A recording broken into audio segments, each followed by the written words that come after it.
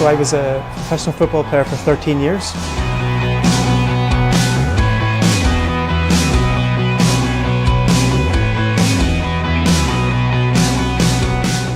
Between maybe 1994 right up to the late 2000s for different teams. First of all for Manchester United, then a team called Norwich City and Cardiff City. So I was very fortunate to have a wonderful career as a footballer, as many young men kind of aspire to, so it was always my dream. And I suppose during the process of living out that dream, maybe later on in my 20s, I kind of started to feel as if, you know, there was a bit of a void there, or an emptiness in the way I was living my life, maybe the way the football life, the lifestyle around the game. I was growing more and more dissatisfied with the way I was living, the kind of my emphasis on like material things, putting all my trust in these things as if they were going to bring me happiness.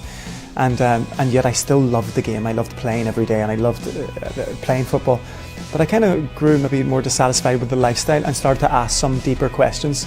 And I was very fortunate I had a family member who was quite devout, my sister. And she would phone me or she would send me books on the Catholic faith. And for a lot of years I wasn't really interested. And only in my later 20s, when I started to feel that kind of sort of emptiness, I started to pick up these books and read them. And I found that there was something very much in them, in the power of the words, that affected a kind of change in me and a kind of a peace or so forth. There was a kind of Protestant pastor as well who kind of had written a kind of famous book called The Purpose-Driven Life.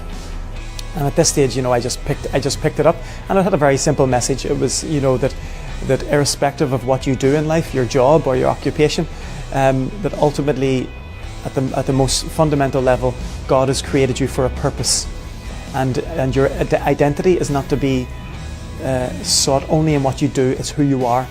And I very much needed to hear that message, because my whole identity was caught up in the fact that I was a footballer, and outside of that, I didn't really know who I was, in a sense. That's, you know. And so the sense that God from all eternity had a purpose for me, not just to be a footballer, but to be something else, to be His child and to know and love Him. So that was a kind of a very message that really hit me right away.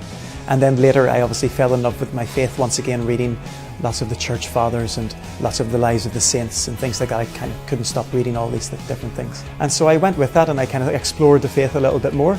And I kind of made a radical decision in 2009 that I would come back to Ireland for maybe a year, take a year out of football, and always with the intention of going back, finishing my career and maybe becoming a manager afterwards. And it was really during that year that I discovered my vocation and my faith again on a regular basis. I started to go to Mass again, I started to pray the Rosary.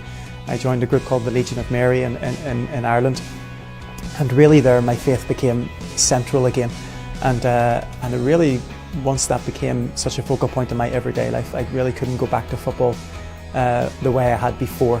It was during that year I started to feel the stirrings of a religious vocation, and in 2009 I entered the seminary to study for the priesthood, and 7 years later here I am. I was ordained last week, so that's a short version of quite a long story.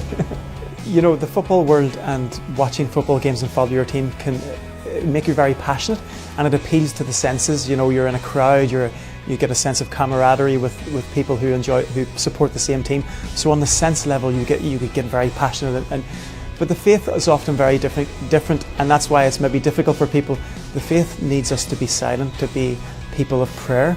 It's not as kind of euphoric as being in a football stadium or watching a game, but yet it speaks to us as a deeper level, and brings us a joy and a happiness.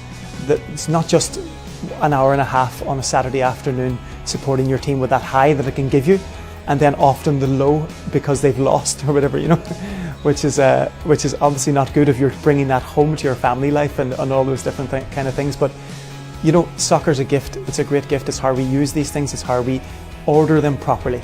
And I would say that, you know, to people, you know, for myself as well, that if your faith is the foundation of all that you do, that it actually enhances everything else and gives you a greater joy to experience everything else, because everything's ordered properly.